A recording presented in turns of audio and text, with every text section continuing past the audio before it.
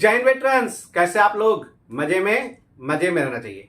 दोस्तों, हम सभी बंधुओं का pension step by step bank से स्पर्श में शिफ्ट हो रहा है और बहुत सारे बंधुओं का पेंशन ऑलरेडी शिफ्ट हो गया और नया जाने वाले पेंशनर हैं हमारे डिफेंस पेंशनर, उनका स्पर्श के द्वारा पेंशन आ रहा है, लेकिन पेंशन तो बैंक में आ रहा है। और अगर किसी बंधु का डेथ हो जाता है तो जो बैंक में जाते हैं तो बैंक वाला बोलता है कि नहीं नहीं, ये पेंशन अकाउंट है, आप ऐसे बंद नहीं कर सकते। क्योंकि आपका इस अकाउंट में पेंशन आता है तो आपको एनओसी, नो ऑब्जेक्शन सर्टिफिकेट लेके आना पड़ेगा पीसीडीए प्रयागराज से। ऐसा क्यों होता है दोस्तों? हमारे बहुत सारे बंधुओं का पेंशन आज भी बैंक में आ रहा है और उसका रिकॉर्ड बैंक के सीपीपीसी के द्वारा मेंटेन किया जाता है और ब्रांच उस अकाउंट को ऐसे बंद नहीं कर सकता। और ऐसा ही नहीं, गवर्नमेंट ऑफ इंडिया के बहुत सारे डिपार्टमेंट का पेंशन आज भी बैंक में ही आ रहा है और उनका रिकॉर्ड भी सीपीपीसी में मेंटेन होता है। और चूंकि आप डिफेंस पेंशनर हैं तो आपके बहुत सारे बंधुओं का पेंशन बैंकों से स्पर्श में शिफ्ट कर दिया गया, लेकिन ब्रांच के द्वारा नहीं, वो सीपीपीसी के द्वारा शिफ्ट किया गया है। अब होता यह है कि पेंशन आपका उस अकाउंट में आ रहा है। जब आप ब्रांच में जाते हैं और कहते हैं भाई ये पेंशनर का डेथ हो गया है, इसका अकाउंट क्लोज कीजिए और इसका पैसा मुझे दीजिए, तो बैंक का ब्रांच मैनेजर बोलता है या बैंक का स्टाफ बोलता है कि नहीं नहीं नहीं, चूंकि ये पेंशन अकाउंट है तो जहां से पेंशन आता है वहां से आपको एनओसी यानी नो ऑब्जेक्शन सर्टिफिकेट चाहिए। होता यह है दोस्तों कि लगभग एक साल पहले 19 जुलाई 1923 को एक सर्कुलर पीसीडीए प्रयागराज ने इशू किया था 228। उसमें बहुत सारे क्लैरिफिकेशन दिए गए थे कि अगर किसी सर्विस पेंशनर का डेथ हो जाता है या फैमिली पेंशनर का डेथ हो जाता है तो क्या करना है। फिर भी बैंक के ब्रांचों में काम करने वाले बहुत सारे बैंक अधिकारी हैं या बैंक स्टाफ हैं, उनको इसके बारे में जानकारी नहीं थी और वह फिर भी इंसिस्ट करते थे कि नहीं, चूंकि ये पेंशन अकाउंट है, आपका पेंशन क्रेडिट होता है तो आपको पीसीडीए प्रयागराज से एनओसी या कुछ लेटर लेके आना पड़ेगा, तभी इस पेंशन अकाउंट को क्लोज करूंगा। इसी के लिए पीसीडीए प्रयागराज ने अभी एक साल के बाद यानी 9 जुलाई 2024 को एक सर्कुलर 675 इशू किया गया है, जिसमें बोला गया कि अब बैंकों को एनओसी यानी नो ऑब्जेक्शन सर्टिफिकेट मांगने की जरूरत नहीं है। उस लेटर में उन्होंने क्लैरिफाई किया है कि पैरा 2 में लिखा हुआ हेंसफोर्थ यानी आज के बाद ये प्रोसीजर अपनाना पड़ेगा। In case where family pension is being sanctioned through a Sparsh, any excess amount distributed after death of pensioner, family pensioner is being adjusted from arrears family monthly family pension from the next of kin. यानी इसमें यह बोला गया कि अगर किसी pensioner का death हो जाता है और उनकी फैमिली यानी स्पाउस जो जिंदा है उनको फैमिली पेंशन मिलना है, अगर पेंशनर के अकाउंट में उनके डेथ के बाद कुछ पैसा आ भी गया है तो उस पैसे को यानी उस पेंशन को पीसीडीए प्रयागराज फैमिली पेंशन में एडजस्ट करेगा। Hence bank will release amount available into deceased pensioner family pension account as per banking nomination rules without waiting any reference from PCDA Prayagraj. यानी कि जो भी पेंशनर के अकाउंट में पैसा पड़ा हुआ है उस पैसे को without any reference, without any letter from PCDA, without any NOC from PCDA, bank को वो पैसा उनके नॉमिनी को दे देना है अगर उनके अकाउंट में नॉमिनी उपलब्ध है तो। समझ में आया बात को? बैंक आपके पैसा को रोक नहीं सकती, जो उस अकाउंट में नॉमिनी उसको पैसा बैंक को रिलीज करना ही पड़ेगा विदाउट एनी लेटर, नोटिस और no objection certificate.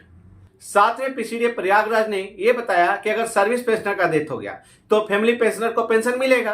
PCDA Prayagraj ने इस लेटर में लिखा है कि अगर किसी सर्विस पेंशनर का डेथ हो गया तो वो क्या करेगा, स्पर्श पोर्टल पर जाकर डेथ रिपोर्ट करेगा तो फैमिली पेंशन सैंक्शन हो जाएगा। तो उसके लिए कोजेंडम पीपीओ इशू होगा तो बैंक के पास वो कोजेंडम पीपीओ लेके जाएगा और पेंशन स्लिप लेके जाएगा। अब बैंक स्टाफ का क्या काम है, उसको वेरीफाई करना है, आधार कार्ड, पैन कार्ड, कोजेंडम पीपीओ वगैरह वगैरह देख करके और उसको पैसा रिलीज करके दे देना है। पैरा 2 में लिखा हुआ है, उसके लिए पीसीडीए प्रयागराज से एनओसी की जरूरत नहीं है।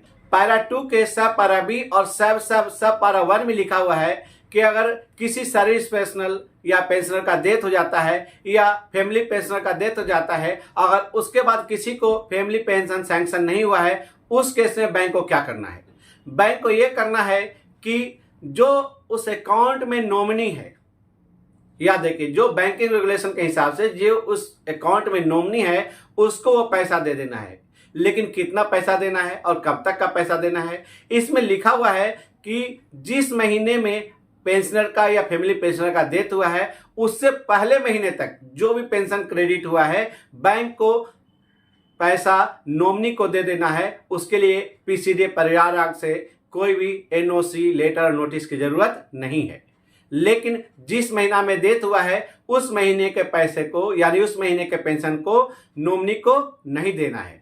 पैरा 2 में लिखा हुआ है कि भाई जिस महीना का पेंशन बैंक ने नहीं दिया नॉमिनी को उसके बारे में पीसीडीए प्रयागराज इंटीमेट करेगा बैंक को कि उसका क्या करना है, और पीसीडीए प्रयागराज डिमांड करेगा कि ये पैसा क्रेडिट हुआ है, पीसीडीए प्रयागराज को ये पैसा वापस दिया जाए और इतना पैसा छोड़ दिया जाए और उसको नॉमिनी को दे दिया जाए। यानी अगर किसी सर्विस पेंशनर या फैमिली पेंशनर का डेथ हो गया महीने का 15 तारीख को, तो 15 तारीख तक का पेंशन नॉमिनी को मिलना चाहिए, और 15 तारीख के बाद वाला जो पेंशन है नेक्स्ट 15 डेज का उसको बैंक को पीसीडीए को रिफंड करना पड़ेगा। इसके लिए पीसीडीए प्रयागराज क्या करेगा, इतना ही पैसा नॉमिनी को दीजिए और बाकी जो 15 दिन का पैसा आप मुझे वापस कर दीजिए। ये काम पीसीडीए प्रयागराज इंटीमेट करेगा बैंक को। पीसीडीए प्रयागराज 2 महीना इंतजार करेगा कि भाई कोई फैमिली पेंशन क्लेमेंट है क्या, कोई डिपेंडेंट बच्चे भी हैं क्या जिनको फैमिली पेंशन चाहिए।